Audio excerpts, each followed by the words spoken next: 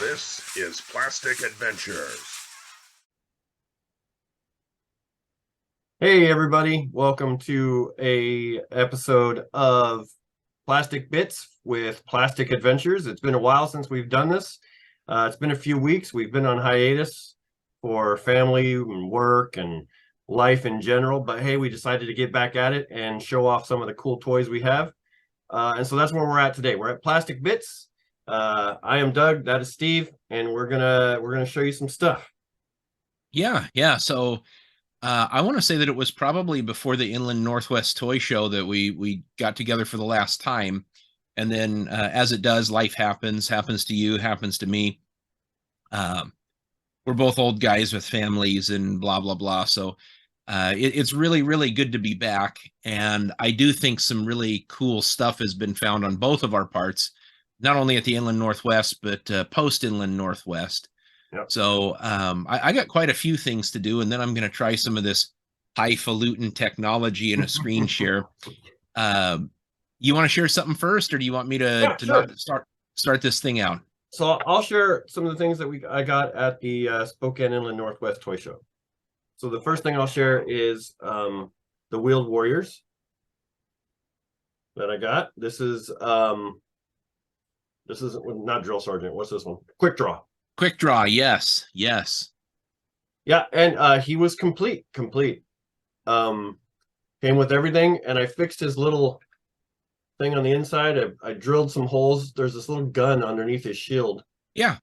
So he didn't have the pegs. So I drilled some little holes just on the side a little bit, and then took some model tree things that were the same size, took them in there, glued them in there, and it's perfect now. It works. Oh, yeah, look at that. Okay. Yeah, so I was really, really shocked when we saw those. This is a line of toys that's really super obscure because there was only one series. It was 4 cars of each, and then a couple of big deluxe vehicles and a base. Mm-hmm. Like Flash in the Pan, the cartoon was great. It was like Mad Max meets Star Wars or something. And it had a great theme song. Oh yeah, I love it. One of the best 80s theme songs out there. But yeah, we were just happening by this booth, and never say never at the Inland Northwest Toy Show. Absolutely not. They were down there and find a gem. Boy, they were really, really reasonably priced. Had I not already collected the series, I would have went bonkers over what was in that box. Yeah, I was super excited to be able to get him for the price I got him for.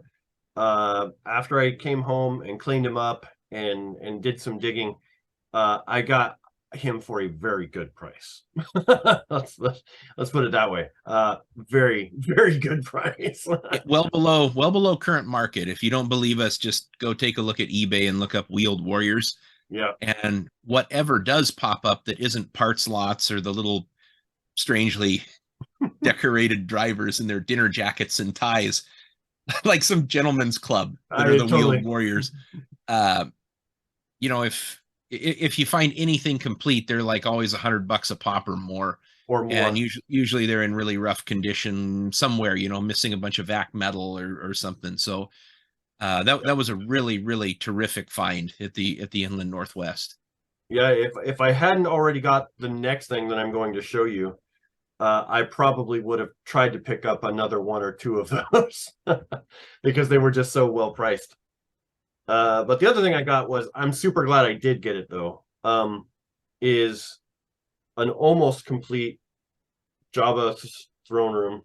Oh yeah. Oh man. Yeah. Was it okay? Hold on, because I'm still wrapping my mind around this. Mm-hmm. Is it not a crime for what you paid for this? I felt like I needed to like grab it and run. Like I was like looking over my shoulder, like seeing if the guy was going to chase me, and realized he'd offered me a price he shouldn't have offered me or something. But I did feel like I kind of stole it. So these things are pretty expensive. Oh yeah. Just the parts themselves can go $10 a piece just for the little tiny things. But I got this for $40. That's not impossible. That's unpossible. And it was in excellent condition. The only thing it was missing really was that one head, that monster head, that I've got to find. It was missing the Slave Leia collar and one of the pieces to the little hookah, but eBay has those in spades. There was like $5 for a baggie for everything. So I got the baggie, which are still the Kenner baggies. I don't know if there was like an excess of these things that somebody opened a box and there was like a zillion of them. Well, but they're official Kenner ones. Yeah, like years ago, just this glut of polybagged Salacious Crumbs hit the market. Yeah. And I don't know if it was like sitting in some dank corner of a warehouse somewhere, but I mean, if you wanted a Salacious Crumb, perfect. Let the first like couple hundred idiots buy it for $30 or $40 or whatever it was. And then they were so desperate to unload them. I mean, you were only paying like $6-7 a piece or something for a bagged vintage Kenner figure. So good on you, man, for being able to find that. I mean, so like I said, I grabbed those other pieces, and so the only thing I'm missing is that one gargoyle head, that one gargoyle monster head, which I'm gonna find it. I know I'm gonna find it, and then it's gonna be complete, and I just can't believe I found it. Yeah, and at the same show, I mean, we were walking by booths and vendors that had less than what you got for like $60 and $70. Absolutely. Yeah, so that was a terrific find there. Yep. Like I said, every time I go there, I always walk away with something just outstanding. Yeah, I made out okay too. You know, I didn't have a lot of big purchases, but it was productive to go there this time. And I've said this to people over here on the West Side, and they don't believe me, but that Inland Northwest Toy Show in Spokane bears much more fruit than the toy shows I've been to over here on the West Side. Unless you like a lot of beat up vintage Star Wars and just droves and tons of carded Star Wars starting from like the 90s on up. You can get plenty of that around here too. But when it comes to finding something really cool, like, you know, obscure stuff or things like I picked up, Inland Northwest is hard to beat, man. That's a terrific show. Every vendor table is a spectrum of things that you want. You know, I mean, we saw Mask, we saw Wheel Warriors, we saw vintage Star Wars, we saw Visionaries. You see Transformers all over the place. So I mean, it's like it's a cacophony of things that you just like. When Steve and I walk in there, we always have this idea like, oh yeah, let's do whatever, and we'll make a video, and then like you're like kid in a candy store, and it's like we walk in, and it's like, well, Steve, where are we gonna, Steve? Steve's already on the aisle looking at you. You got this thing out and you're like, okay, we're going to do this for the, F that. Yeah, that's exactly what it's like. You forget why you're there, what you're doing. You're just like, I got to find the deals. Screw our viewers. And then you got to walk through about 8 times through all the booths because you have something in your mind that you're really looking for and you want to get it before the next guy can get it before you, but you just miss so much. So for me, I'm on this mission for the first couple of loops through, and then I really start to dig in and start finding the really neat stuff in nooks and crannies there. So it's a pretty fun deal. Well, just to kind of give another hint about what you could find there for the price, Steve found a version 2 Snake Eyes that was like dang near perfect. I think the only thing it was missing was I couldn't remember if the O-ring was attached or not. But yeah, he wasn't complete, but he had the file card, and the paint was still pretty good. So, I mean, he looked really good. $12. Yeah. And you put it down and we're like, maybe. And then you came back and looked for it. Somebody snagged it. It was gone. Yeah. So, you know, I'm blessed. I got one that's complete. I know you do too. So this one that's back here that my finger is touching, that's a Beggar's Canyon card with a vintage figure. I got everything, the sword, the gun, the timber, the backpack, all that stuff. But for $12, it's like, you know, I wanted to leave it for the next guy, so I did. And then when I came back to get it, I'm like, who effing stole that from me? You got mad at the next guy that you left it for. I know, like, yeah, here you go, fellow collector. I'm benevolent. Oh, I really should have robbed you of the opportunity so that I could just have more. I sound like America's rich. Anyways, that's the only 2 I wanted to show from the toy show, but I've got a lot of other stuff, but you can. Okay, well, I'm going to show a couple of things that I didn't take pictures of to screen share with. First is something that has been long awaited. I I think the quest started for this thing like, what was it, back in like January or February, and I have only encountered one, sadly enough. Either the really keen-eyed collectors up here snapped them up before I could get them, or distribution was just a little bit spotty. I live in northwestest Washington, 30 miles south of Bellingham, so I'm like way up in Washington. But our Targets and Walmarts do get some of that cool stuff like as it hits, right? Because we're coastal and the DCs are nearby. So this is a for Doug deal. Finally, you get Masterverse He-Man with Adolf Lundgren. yeah, Derp Lundgren. So yeah, this was just all by itself on the shelf at Target in Bellingham of all places, and I knew that you wanted to get one. I was on the fence when they first came out, and then I realized I could use one of my Super 7 Dolph heads, and the only thing better than one really good movie He-Man is two. So selfishly, I kept it for me. But there's your clap back. I managed to find one of those for you. This isn't much of a super score. I mean, when I found them, it was some of the first sightings were being reported across the United States. But this is Wave 2 Vintage Indie. Oh, short round. Yeah. Yep. Let's see here. That's good. I can see him. Yeah. Yeah. So we got shirtless, half shirt Indy, and he comes with a machete. And this is the one I was the most excited for, was short round. Yep. These are they're way out. I mean, there's tons now. You visit a Target over there, I guarantee you're going to find like 100 zillion of these things. Might have to hit them up this weekend. I'm looking for a short round. Yeah, you'll find it. It won't be any trouble. Like the Wave 1 had what, like 5 characters or 4 characters, and it was packed in like cartons and of 6. And I could find all the other characters everywhere except for Indy, but I finally got one. Found one, finally. Yeah, it's the only thing I'm only looking for Belloc and the German machinist guy or whatever he is, but I'm sure those are still out there somewhere. Oh yeah, that's what you can find. And somehow Marion, the one figure nobody could get from back in the day, and you can't throw a stick in a Target and not hit a vintage style Marion for some reason. And it's just got the cloth outfit and everything. And I'm not sure why those are peg warmers. They shouldn't be. No. I know everybody was psyched about the Indy. I was too. Yeah. I have a vintage one. I bought one on card, and then I had one that I just left on pre-order with Big Bad Toy Store. That's going to be showing up with something extremely cool. Right. Probably within like the next week or so. So those were my things that I didn't take pictures of, that I'm gonna try to use technology to share on a Zoom meeting internet. What else you got there, Doug? I know something that you got that is just wildly kick-ass. I got something really, really cool. So I'll breeze through some of the other ones real quick that I posted on my Instagram to get to the big cool one. Finally got Forlom and Zuckuss. So that's good. They're on the pegs. Yeah. Yep. They fill out that Star Wars peg display really well. And speaking of which, the 6-pack. Yes. Yep. I snapped a couple of pics of that one. I was so excited to have those in hand. I was too.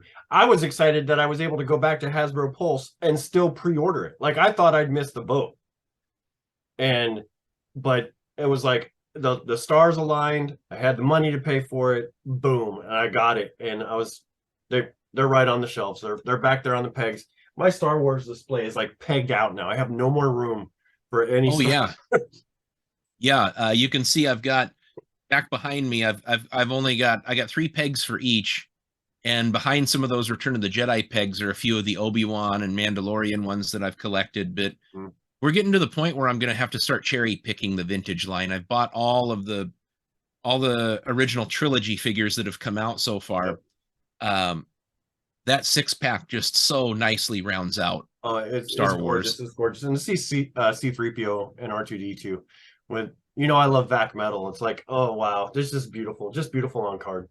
unbelievable. I would have sworn, because Hasbro has this thing against vac metal. It's expensive to do. I guess the process is not terribly environmentally friendly. Yeah. So they're really flexing back on what they're going to do vac metal on. And there was some word out there that we were just going to get gold painted and silver painted.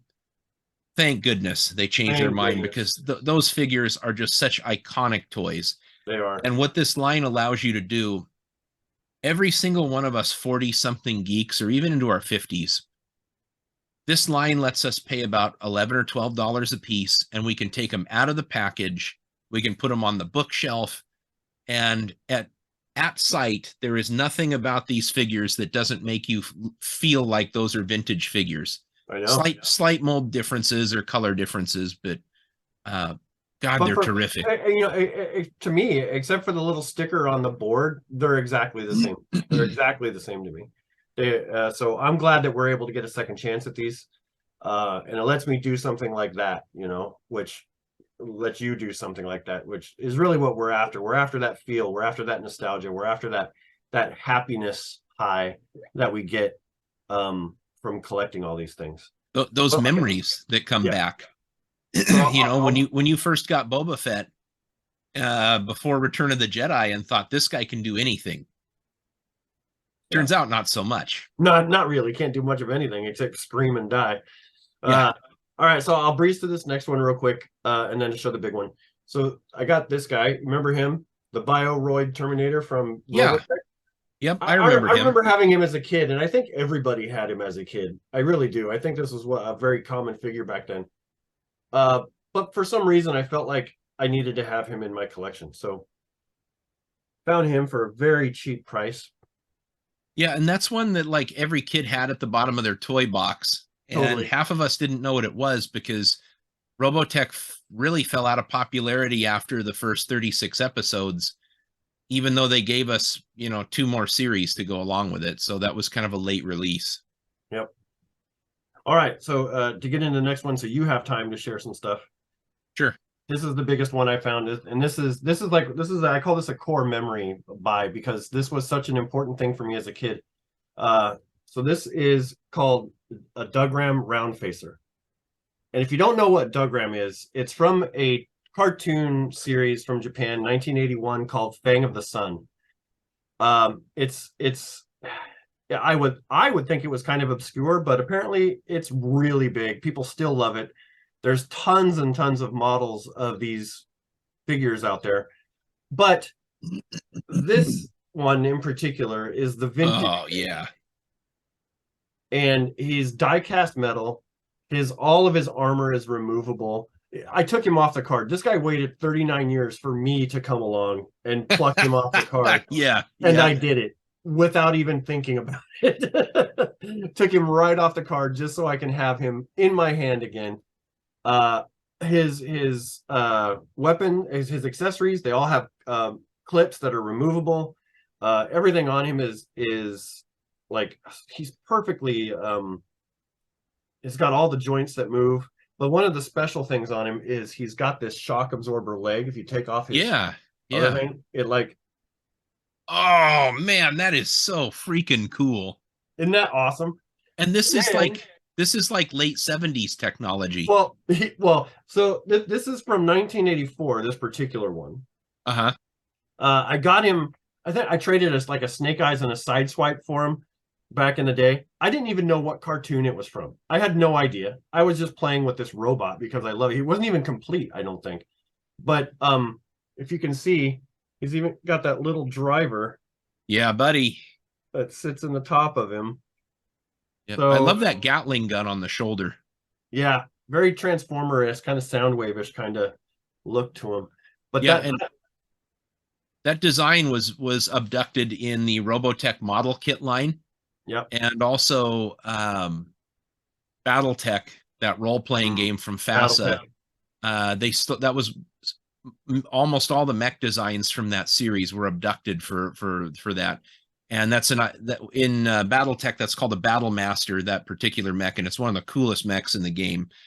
That figure is just awesome. To be able to finally have that is like a grail type thing. It is. For me, it's definitely a grail because it's such a big memory from a kid, and to have it, packaged with everything, with all the inserts. I never was expecting that. And I offered the guy a price, and he took it, and I was like, "What? You took that serious?" Deal and Doug, brother. Deal and Doug. Oh wow. Okay, so I took him up on it.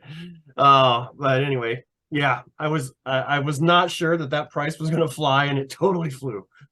So, well, I'm happy for you, man. That's a big get. You know, when you get one of these childhood things that you never thought that you'd see again. I've gotten a lot of those. I've been looking at some of those Gremlins PVC figures from back in the day, and I had some for like blink of an eye. I don't know what happened to them, but you know, luckily I've been able to like get a lot of this stuff that just blew my mind. You know, I won't go too far into it, but the big ugly Voltron that the figures fit in, that was one of them for me. Like, spoiled rotten ass neighbor. Great find for that. Oh, I love the look of that thing. Spoiled neighborhood kid got one of those, and I'd always wanted one since, and spoiled ass old man Steve finally got one. So okay, so let's let me do this. I'm gonna try and share some technology here. All right, we'll see if it works. We need a drum roll or no. Okay, perfect. All right, so this is kind of a big deal for me. This is Hulk Hogan as Mr. America. So wait, did you open him up? Are you trying to see a bigger picture of him? Can you see it? It's no, we can only see your folder. Okay, hold on a sec. You got to click and drag it over to the. I'm dragging over to the screen. Nah, I don't know what's going on. It's just showing your folder. Okay, hold on a sec. No. Okay, well, I thought that I had it. We had done this once. Well, rats, we're having some technical difficulties here. We can see what you got there. Okay. Not very big, but we can kind of see it. Okay, that's not coming over for you? No, sir.